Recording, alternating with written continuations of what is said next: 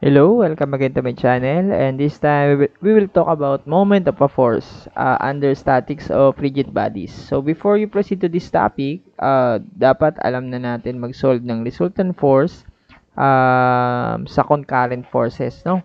At least yon. Siguro habol ko na lang yung topic, wala pa tayo niyan eh. Pero ano nga ba tong moment of force? Dito muna tayo mag-focus. So moment measures the tendency of a force to cause a body to rotate about the point or axis. Okay? Or yung formula ng moment natin is force times perpendicular distance. Okay? So ano yung sinasabi niya? No? Kapag daw nag-apply tayo ng force, may tendency siya na mag-cause ng rotation no? About the point or axis. So ano ba magandang example niyan? Example niyan, halimbawa na lang ay door. No? So meron tayo ditong wall. So, ito yung door, no? Ang door, ang support niya is yung hinge, no? May hinge siya dyan. So, nakasupport siya sa door, sa hinge yung door, sa wall, no? Nakadikit siya. So, dito wala na. Kumbaga, imagine yung open siya, or syempre, may knob dyan, may support dyan, pero i-open natin, iikot natin. So, pag mag-a-apply tayo ng force perpendicularly to the hinge, no? To the support, no? Which is dito. Ayan. Perpendicular force. May force tayo dyan. Anong tendency mangyayari dun sa door? So, ang tendency mangyayari sa door na merong support na hinge na nag-apply tayo dito ng perpendicular, no? Ibig sabihin 90 degree to the axis or the support. Ang mangyayari sa door, magkakaroon siya ng rotational movement, no? Ayan. Or arc. Or, which is, yun na nga part ng rotation na siya, no? So, hindi naman kailangan na rotation is full circle. So, kahit ganito makabuo lang siya ng arc or simple rotation from that direction or any direction na rotational that is considered as the moment. So, effect siya ng force times the perpendicular distance of the body na may support dito, no? Kahit naman halimbawa, kahit hindi hinge, nakaano siya, yung meron kang dito, poste, no? Siyempre, ang foundation niya dito, cement. Kapag mag-a-apply ka ng force na enough force, no? Or bamboo na lang, sabihin ng bamboo to, nakatanim sa lupa, no?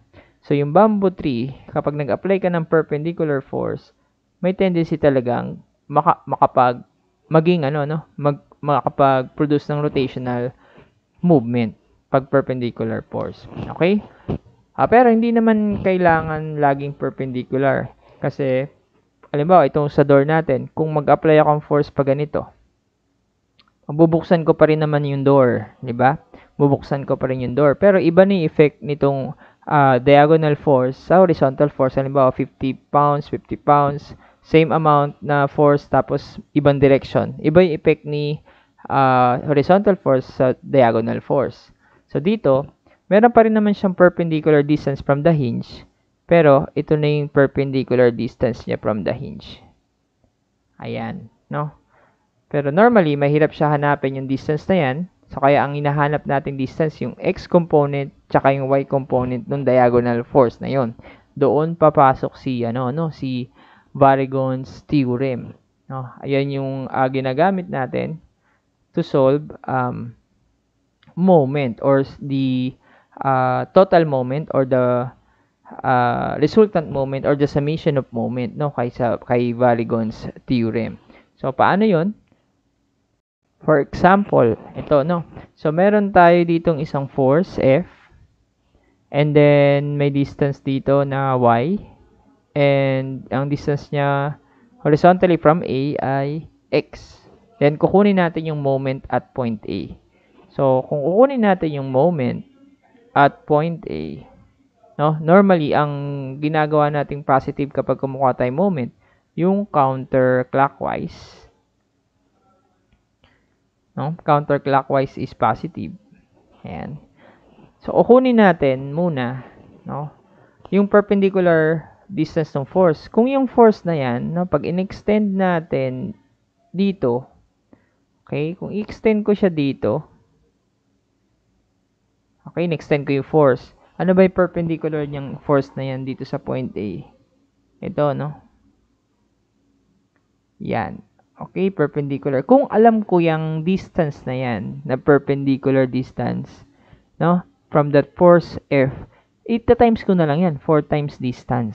No, ito nga, force times distance eh. Yun na yung moment mo. Pero ang problema, hindi natin alam tong distance na to, perpendicular distance niya sa force F. Kaya, nagkakaroon tayo ng component. Normally, ang ginigiven, horizontal distance from the tail or vertical distance from the tail or from the head of the force. So, ang gagawin natin muna is to know the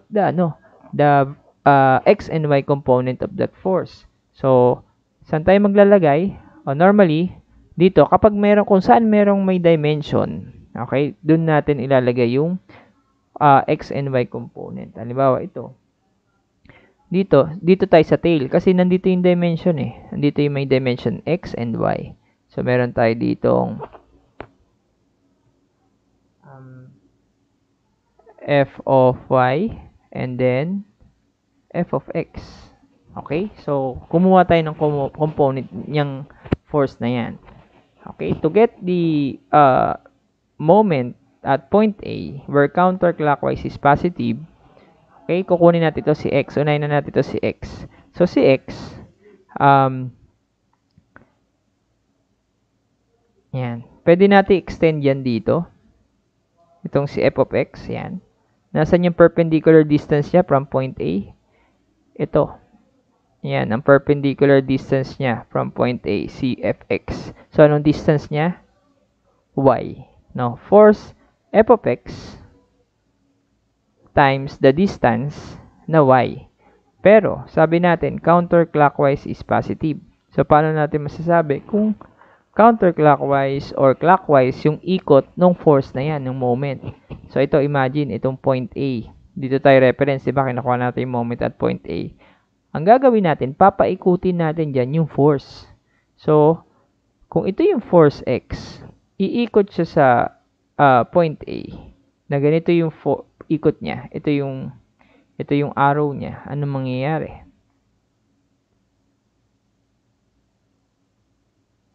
Yan. Kung iikot siya doon sa point A, si f of x, ganito, no, from the vertical, perpendicular distance, iikot siyang pupunta kay A hanggang makabalik siya dyan. Yan. Yan yung ikot niya. Kumbaga, magiging center mo siya. Yung point A, pag pinaikot mo yung moment, yung force dun sa point A na kukuhaan natin ng moment. So, ang direction niya, paikot na clockwise. Pag sinabing clockwise, yung ikot ng orasan, di ba? So, clockwise ang ikot niya galing dito sa point A, dito sa reference point A. So, meaning, negative dapat ang ilalagay natin dito sa f of x. Kasi, ang inassume natin is counterclockwise is positive. Dahil ang ikot niya sa point A ay clockwise, that is negative. So, ngayon, okay na tayo sa f of x plus f of y. So, si f of y, paano naman si f of y? Ayan. So, f of y, extend mo lang ulit. Ito na si f of y, di ba? Tapos, ano yung perpendicular distance niya sa point A? Ito, perpendicular distance. So, that is x. Okay? So, hindi pa natin alam kung plus yan or minus, no? So, lagay muna natin dito, f of y times the distance x. So, again, paano naman yung ikot nito? Kung positive ba siya o negative ba siya? No? Ayan. So, ito naman, yung f of y going up, no? In-extend natin sa a. Papaikutin ulit natin yan sa a. So, ito si fy. Kumbaga, meron kang dito, no? Meron kang string na naka-fix dito. Tapos, kinonek mo yung force mo na pataas dito. Ano mangyayari? So, pag inikot mo yan, iikot siyang ganito, pag ganito. Tama? So, inikutan niya yung point A reference natin. So, ang movement niya, kina-counter niya yung clockwise, no? Kaya counterclockwise. Yung tawag sa counterclockwise kasi kina-counter mo yung clockwise. Okay? So, yung galaw ng orasan. So, counterclockwise, positive. Kasi, inassume natin na counterclockwise is positive. Okay? Kaya, ipa-plus natin yung force along y times the distance, perpendicular distance x. Again, itong formula na to is not,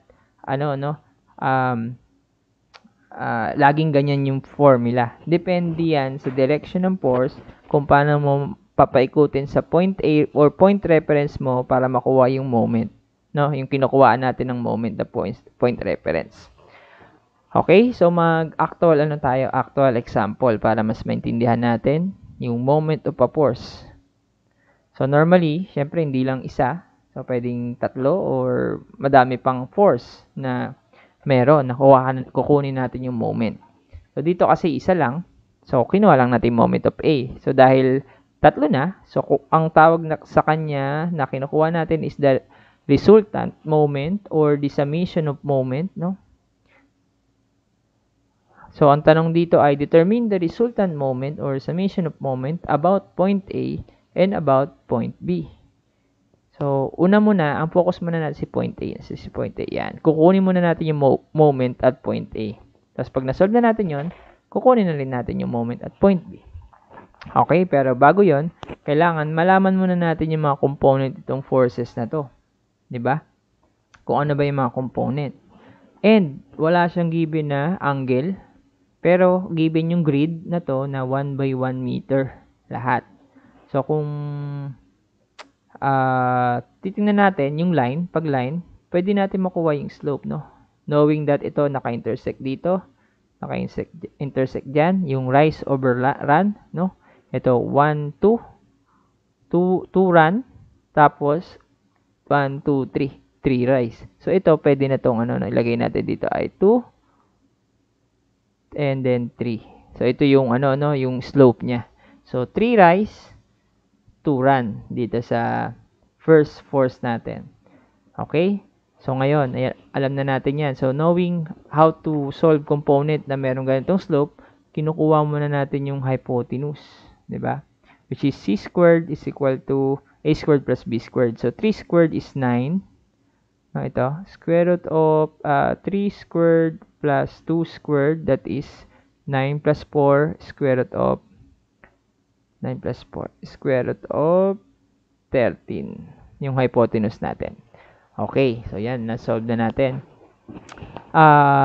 Ngayon, saan natin ilalagay yung component? Dito ba sa tail o dito ba sa intersection na to? So nasa inyo kung saan nyo ilalagay. Same lang din naman yung answer no? Kahit saan dyan. Pero, dahil ang reference point natin ay point A, mas magandang maglagay dito sa may katapat ni point A. Bakit? Kasi yung isang component dito na force na X niya, ano mangyayari? So, kapag yung force mo ay directly papunta sa point reference na kukuha naman ng moment, okay? Wala siyang perpendicular distance, meaning magsisiro tong x component niya. Okay? And then, sa y, syempre dito, pababa. Ayan. Kunin muna natin yung component na yan. So, pababa, 400 Newton, no? 400 Newton times yung pababang slope, 3, over hypotenuse, square root of 13. And ito, lagay na lang din natin yung x component niya, 400 times horizontal slope, 2 over square root of 13. Ayan. And then, okay na tayo sa isang force. Doon naman sa pangalawang force, ito rin naman. 1, 2, 1, 2, 3, 4. So, ang slope niya ay 2 run, 4 rise. No? 1, 2, 1, 2, 3, 4. So, ang hypotenuse niya ay, dito na ako nalagay, no? 4 squared plus 2 squared, that is 16, plus 4, square root of 20. So, pwede naman na square root of 20 yan. Yung hypotenuse lagay natin. Okay? Again, pipili tayo kung saan natin ilalagay yung component. Dito ba sa tail? O dito ba sa intersection na to? And again, ang reference moment pa natin is point A, di ba? So, ang gagawin natin ay, para pwede natin ma-eliminate yung isang component, pwede dito tayo mag-component, no? Yan. Again, kapag yung force is nakalinya dun sa point na kukunin mo ng moment, wala siyang perpendicular distance, that is 0, So, hindi natin siya sasama sa computation. Okay, pero ilagay pa rin natin yung x component niya, 300 times x slope, 2 over square root of 20. And ang vertical niya, 300 times vertical 4. 4 over square root of 20.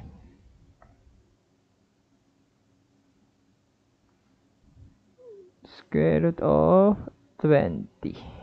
Okay? Ayan. Pangatlong force. Ito naman, no? Siguro ibahin ko na lang muna yung kulay. No, dark natin blue. Okay? So, sa pangalawa, yun naman. So, ang slope niya is isa dito. Tapos, 1, 2, 3. So, this is 1, 3. So, square root of 3 squared is 9. 1 squared is 1. Square root of 10. Ayan. So, sa point A tayo kukuha ng moment. Okay? So, either dito sa tail niya or dito, wala naman direktang pupunta sa A, no? Walang ma-eliminate. So, kahit saan pwede. Okay? So, saan ba natin? Dito na lang, sa labas, para medyo malinis. Ayan. Okay?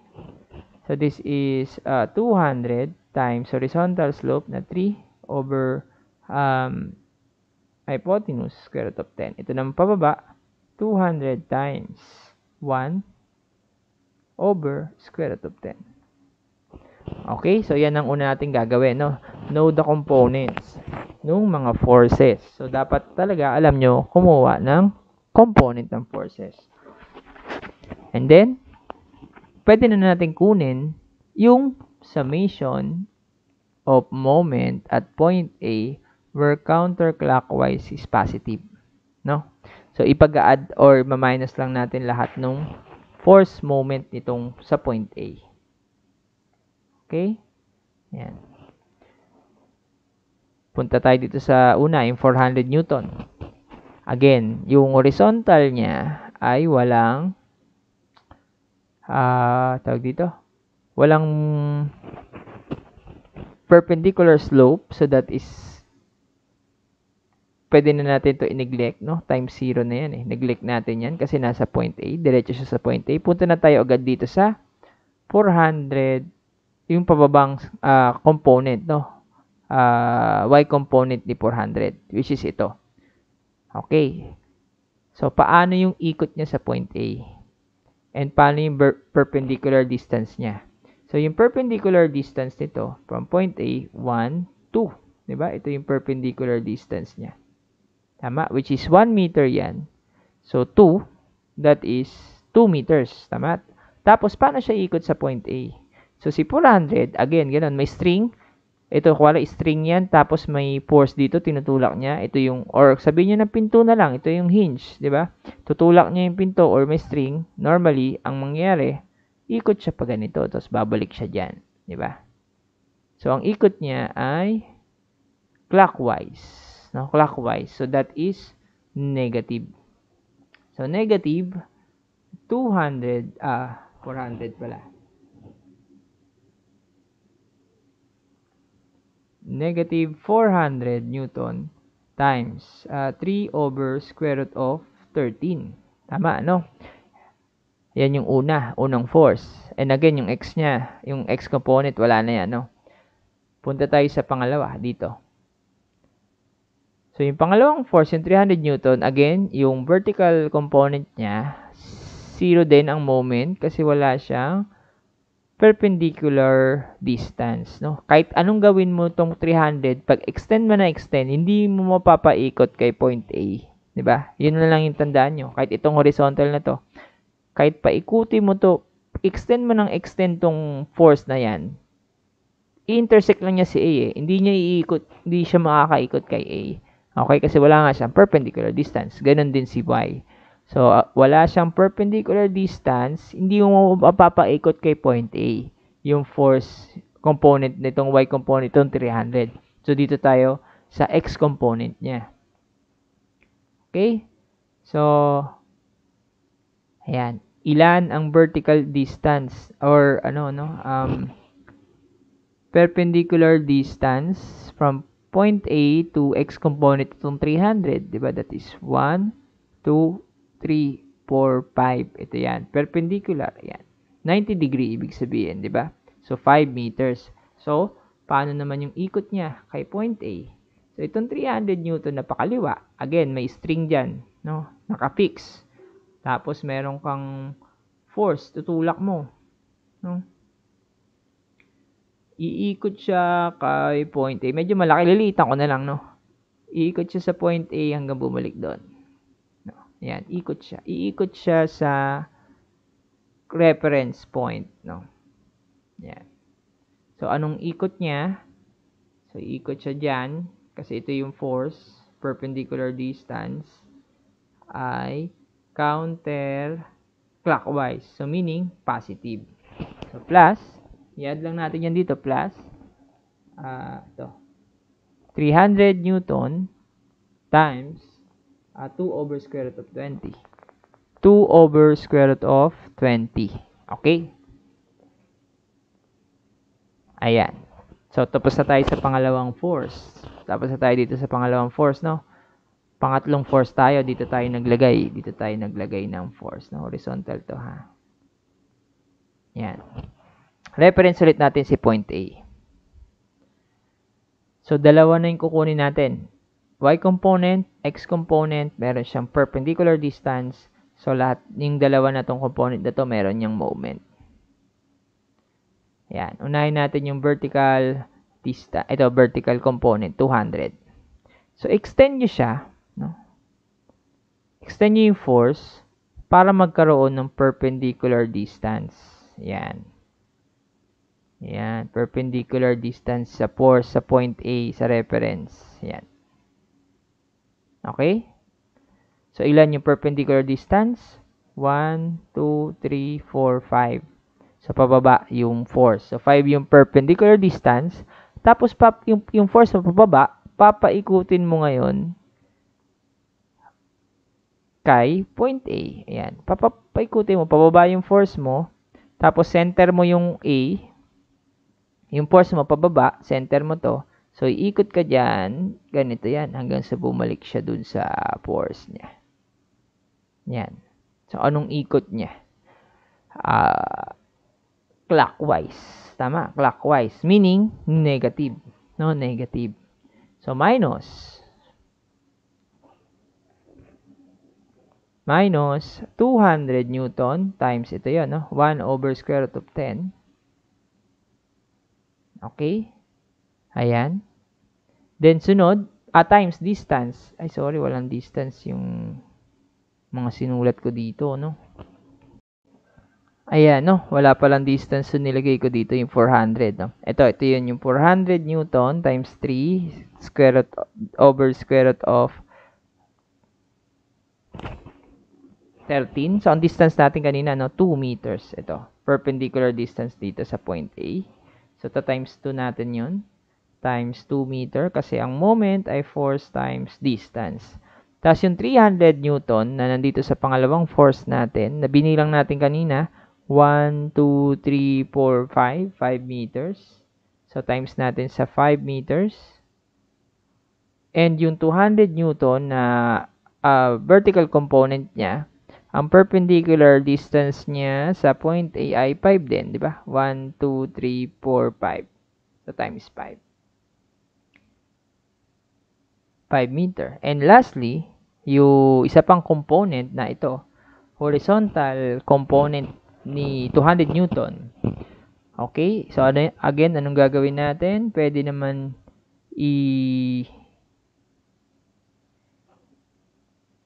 extend. No, extend nyo itong 200. Hanggang sa magkaroon ng perpendicular distance sa point reference natin. Ayan, di ba? Perpendicular distance, that is 1, 2, 3 meters. So, 200 times 3 over square root of 10 Newton times 3 meters. So, paano yung ikot niya? Ito, yung force, pakanan. So, iikot siya doon kay point A. Ikot siya kay point A hanggang sa hindi ko makaikot. Ikot siya kay point A hanggang sa makabalik siya dito, no? So, iikot siya kay point A. Ayan, iikot kay point A. Hanggang sa makabalik. So, ang ikot niya ay clockwise. Tama? Clockwise. So, clockwise ay negative. Negative itong side na to times yung distance niya, perpendicular distance times 3. Minus, dito ko na lang sa baba, no? Minus 200 times 3 over square root of 10 Newton times, sabi ko kanina, 3 meters. Yung perpendicular distance, and negative siya kasi nga umikot siya yung 200 doon sa point A ng clockwise. Kaya, nag-negative. Okay? So, sa pag-solve, hindi nyo naman kailangan sulatan, babuyin yung ano nyo, no? Na ikot-ikutin nyo pa. So, maano nyo naman yan, maisip nyo naman yan, no? Kailangan ko na ipakita para mas maintindihan. Okay? So, yan. So, ngayon, pwede na natin i-solve using calculator, syempre. So, negative 400 times 3 over square root of 13 plus 300, plus 300 times 2 over square root of 20 minus 200 times 1 over square root of 10 times 5. Hindi ko pa yata nalagay yung isang times 5. Ito yung 300, hindi ko nalagay times 5. So, double check nyo lagi yung mga ini-input nyo, pati itong una, hindi ko nalagay. So, mali na agad yung sagot nyo dun. Times 2 meters, no? Yan.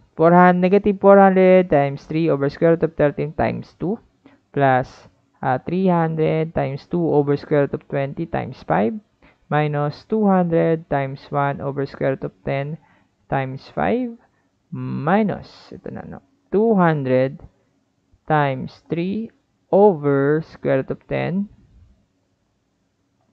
times 3. Okay? Double check. Kung magkukwis kayo, double check nyo lagi yung mga ini-input nyo sa calculator. Okay, that is 800, negative 880.2576. 2576. So, anong unit natin? Force times distance, no? Newton meter.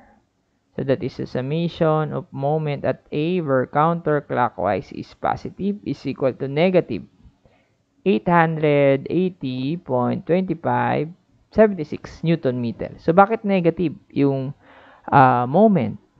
Ibig sabihin, clockwise movement, no? Yung mabubuo nung resultant moment itong tatlong force na to, no? Mas lalamang si clockwise. So, pwede mo rin sabihin niya, no?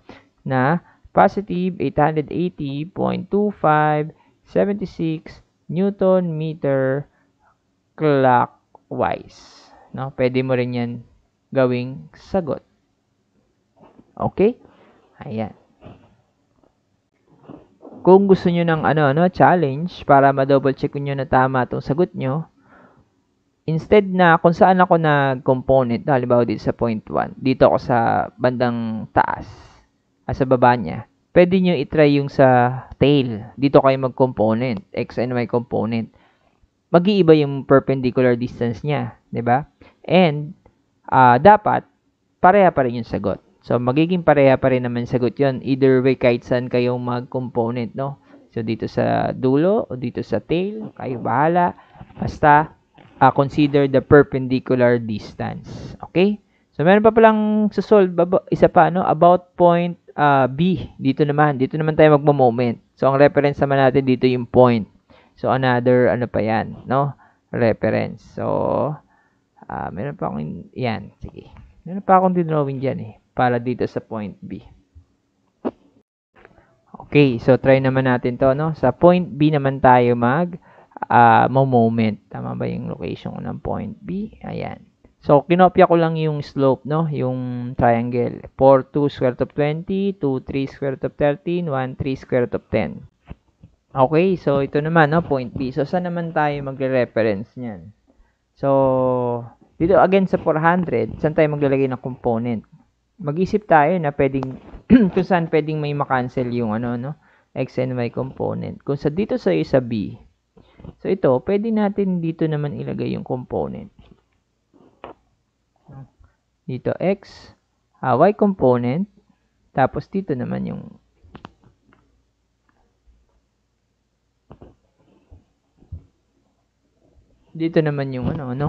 yung y component.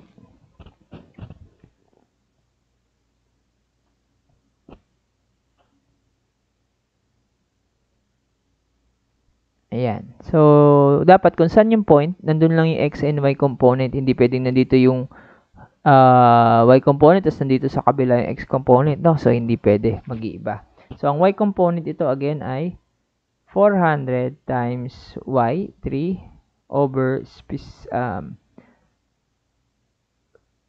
hypotenuse, no? 14. Ito naman, 400 times x, 2 over square root of 13.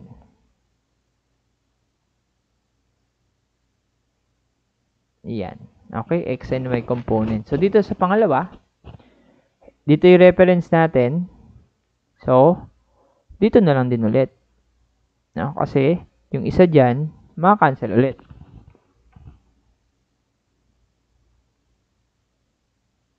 Ayan, kapag dito tayo nag-component, ang maka-cancel naman dito ay yung x component niya. So, dito ay 300 times x2 over hypotenuse square root of 20. Then, ang y component, 300 times ang y slope 4 over square root of 20. Ayan. And then, ito pangatlo. Again, either dito or dito, wala pa rin maka-cancel si B. Kahit saan dyan, pwede. So, dito na sa labas. Same lang din. So, ito ay 200 Newton times horizontal 3 over square root of 10. And then, 200 Newton times 1 over square root of 10. Ayan. So, pwede na tayong mag-moment at point B.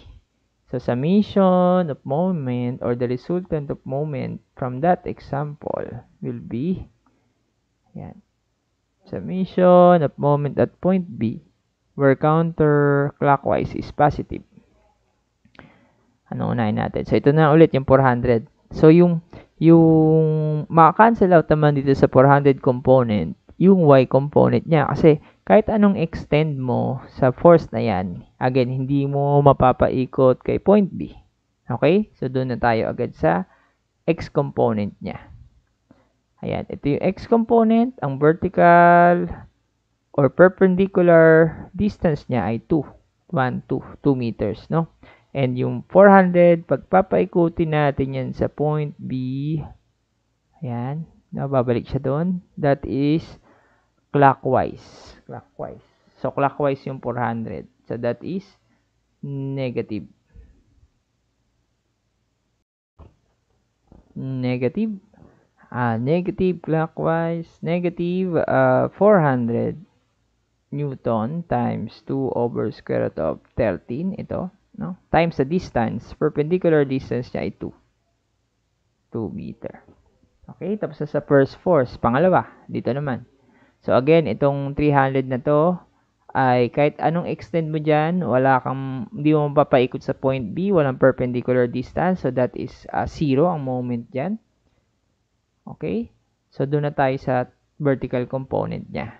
So, ito, sa point B, ang perpendicular distance niya, sa perpendicular meaning magda 90 degree yung force doon sa point, reference. So, distance ay 1, 2, 3, 4. Okay, 4 meter. And paano yung ikot niya? So, ito, naka-fix. Iikot yung 300 doon sa point B. Basta umikot siya, no? Pag ganyan, babalik. Pabilog yan, no? Hindi ko na syempre binilog. So, ito yung movement niya. Paikot sa point B. Dapat maikutan niya, no? Yung force.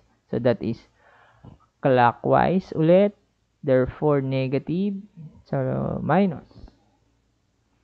minus 300 Newton times 4 over square root of 20 times distance 1, 2, 3, 4, 4 meter. Okay. And then, sunod yung sa pangatlo. So, ano bang unahin natin? Sige, si horizontal naman. Si horizontal component. Ito. No? So, extend mo lang siya dito. Ano ang perpendicular distance niya sa point B? Yan. Kung yan, 90 degree. Point B. So, that is 2. No? 2 meters. 1, 2. So, paano yung ikot niya? Itong arrow, iikot siya sa point B, babalik siya dun sa arrow niya. Okay? So, that is counterclockwise. Okay? Counterclockwise, that is positive. So, plus, dito ko nalagay, no? 200 Newton times 3 over square root of 10 times, ano yung distance niya from point B? 1, 2. Perpendicular distance. Tapos, umikot siya. Counterclockwise. 2 meters. Sunod, last, itong si y component na 200. Okay? So, extend mo siya hanggang sa makagawa tayo ng perpendicular distance. So, this is 1, yung perpendicular distance. Tapos, pababa yung arrow, iikot siya sa point B. Tapos, babalik na doon. No? So, ikot ng, anong ikot niya? Clockwise. Tama? Clockwise. Clockwise ang ikot niya. So, that is negative. Negative 200 Newton times 1 over square root of 10 times, ang distance niya, perpendicular distance, 1. Okay, then, calculator, no? Solve natin. Negative 400 pala, sorry. 400 times 2 over square root of 13 times 2 yari, sobrahan, times 2 minus 300 times 4 over square root of 20 times 4 plus 200, no? 200 times 3 over square root of 10 times 2. Minus 200 over square root of 10. Pwede, no? Times 1 lang naman. Tapos times 1 lang din to. So, times square root of 10. Yan na lang. No? 200 over square root of 10. Minus siya. Times 2. Double check niyo yung ini-input niyo sa calcu. 4 square root of 20. 300. Minus siya. Ayun. Tama naman. Equals. Yun, negative 1, 2. Negative 12.8450 Newton meter pa rin. No? So that is the summation of moment at point B where counterclockwise is positive. Again, pwede rin kayo maging positive yan. 0.8450 Newton meter. Again, kaya naging negative siya dahil clockwise. So, pwede natin gawing positive. Tapos, lalagay nyo lang din clockwise direction. That is summation of moment at point B. Ayan. Okay? Ayan. So, meron pa akong isang example dito. Nasaan ba yan? Ayan. No? So, wala na siyang grid. So, meron ng mga dimension. No? Tapos, ito yung mga force. May degrees, merong slope. So, again, dapat marunong tayo kumuha ng component. So, ang dito, ang tanong dito, determine the magnitude of force F if the moment about point A is 4,500 Newton meters. So, sorry, dito yung point A. Ayan, pabaligtad naman, So, given na yung point A, summation of moment, the moment about point A is 4,500 Newton meter. Aalamin natin itong force value nito. Okay? So, yan. Ito, try muna natin gawa ng component. So, ito, distance 3, distance 2, distance 4. So, pwede ba tayo maglagay ng component dito sa tail niya? No? So, hindi tayo pwede dito kasi hindi natin alam yung distance sa point A dito. No? Ang alam natin distance from point A, itong 3 meters. So, dito, pwede tayong gumawa dito ng XY component and X component nito. So, ito ay 35 degrees. Ano yung opposite side niya? No? Yung pa-horizontal. Pag opposite ng angle, that is sine, 350 sine 35. Kasi opposite niya yun, And this one is adjacent side niya ng triangle ng 35. So, that is cosine. 350 cosine 35. Again, ito dapat alam nyo na yan. So, siguro gagawa na lang ako ng separate video pa dyan about, components. Sunod, ibahin na lang natin ng kulay. Ito. Itong 550. Again, di tayo pwede dito mag-component kasi hindi natin alam yung distance from point A hanggang dito, Ang alam natin dito. Pababa, tsaka pakanan. Ayan. Itong pababa, parang triangle yan dito pababa. Opposite niya, yung 65, that is sine, So, 550 sine 65. Okay, 550. Itong horizontal component pala, kahit hindi na natin pala yan kunin, kahit itong 350 sine 35. Bakit? Kasi wala siyang moment.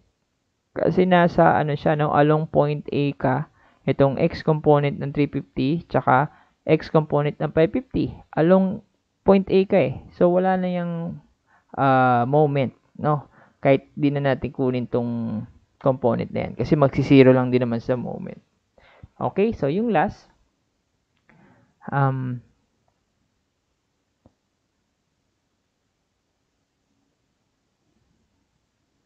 ayan, itong last na to, ito yung kukunin natin. Again, di tayo pwede mag-component dyan kasi hindi natin alam yung distance, perpendicular distance sa point A. So, dito na, dito. So, meron tayong vertical and horizontal component. So, ito 3. 3, 4, 5 yan eh. So, 3 squared is 9. 4 squared 16. 16 plus 9, 25. Square root of 25 is 5. So, ito ay, so kung F yan, F lang to times pababa 4 and hypotenuse 5. And this one is F times horizontal slope 3 over 5. Okay? Ayan. So, itong dalawa, merong perpendicular distance sa point A, kaya walang magsisiro dyan. Kaya kinuha natin lahat.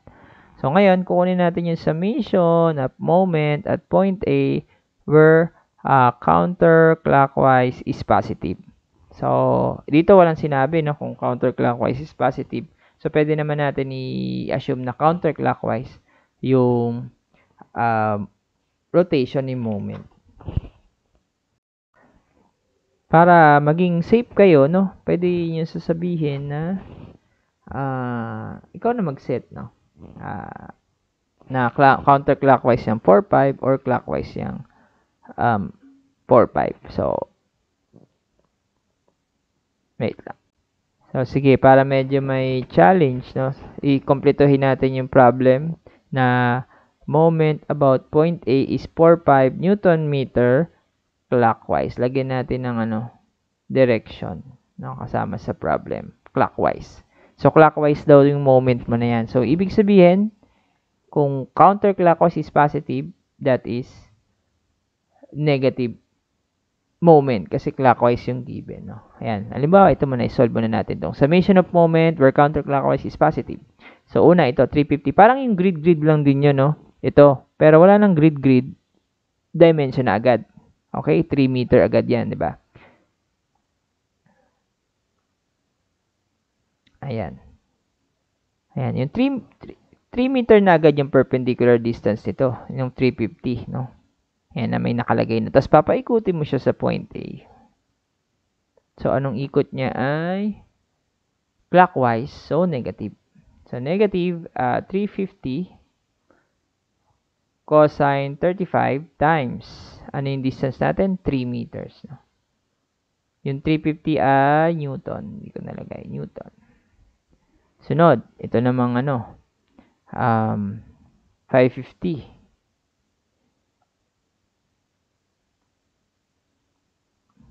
Yung 550 sine 65, meron na agad perpendicular distance sa sa point A. Ito, which is 3 meter plus 2 meters, that is 5, total of 5, di ba? Yan, perpendicular distance niya. Tapos, iikutan niya si point A. Ang movement niya ulit ay clockwise ulit. Clockwise. So, negative. Negative, 550 Newton sine 65 times ilang meter? 5 meter. 5 meter. Okay? And the next, yung F naman, no? So, as is lang yung F na yan. Makukuha natin yan kasi given naman si moment eh. So, point A,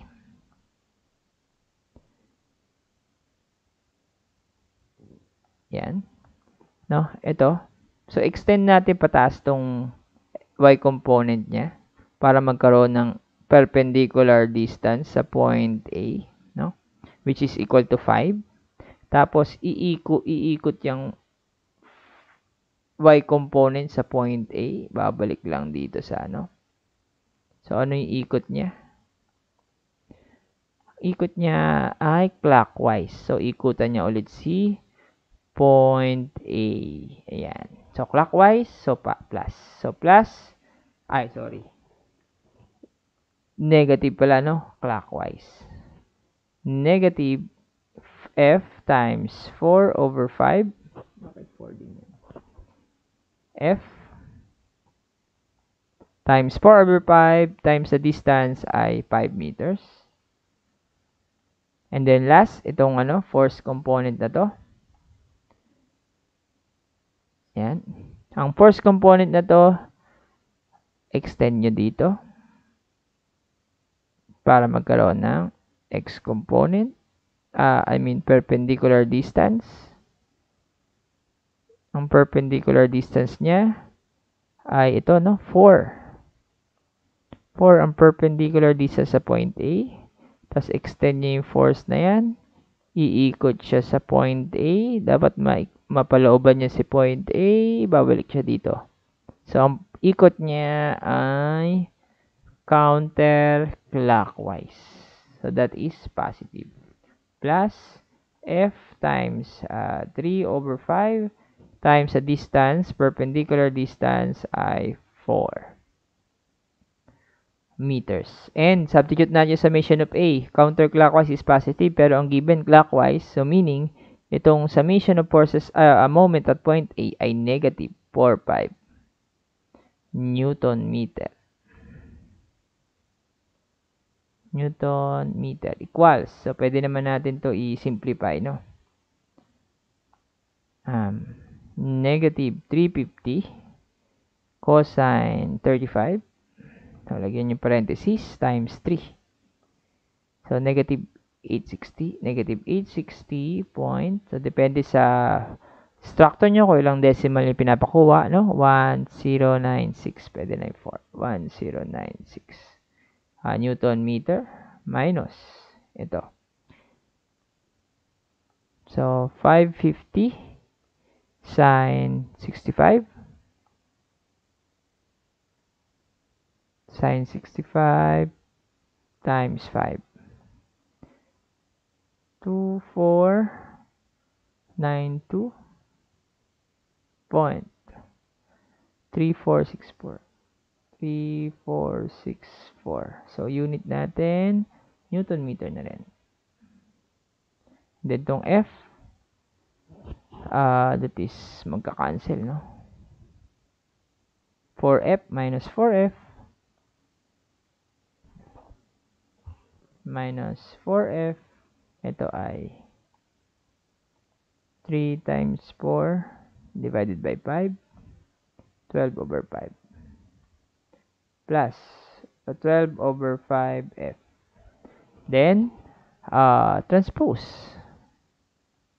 Negative 45. Pala naman ang unit to, no? Plus 860.1096 plus 2492.3464 equals, yung natira na lang dito is, tawag dito, factor out natin yan. Negative 4 plus 12 over 5. So, ito ay naka-meters lang to, no? Meters. Tapos ito, Newton meter. Then, divide both sides. Divide both sides by negative 4 plus 12 over 15 meters. Yan. So, negative 4 plus 12 over 15. So, ito meters, ito lahat na to ay Newton meter. Magka-cancel si meter. Newton na lang matitira kasi force ang sinusolve natin. Ito, cancel ito lahat. Okay, so force, so mirror lang natin equation, will be equal to, so calcu. Yan,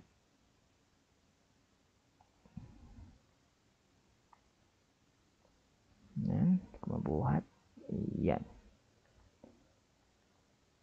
Negative 45, negative 45, plus 860.1096,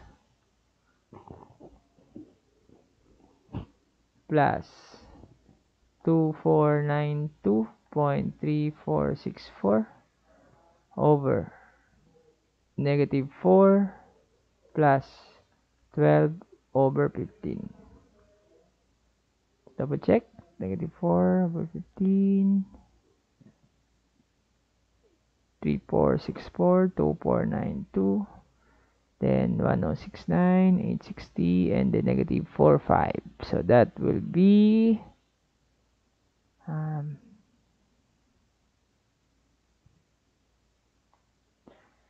358. No, 358. 358 point 6075 meters. Meters, sorry. Newton, no? Kasi force yan. Newton. Okay, then box natin yung sagot. Okay, so yung kailangan mo ng force dito para maging 4.5 ang moment at point A is 358.60.75. So, pabalik naman yung tanong na yan. Okay, so aralin nyo lang maigi, no? Patience lang, and this is the basic. Kakailanganin to sa susunod pang mga topics sa statics. So, dapat hindi na tayo malito about sa moment and sa component. Okay, so thank you and good luck.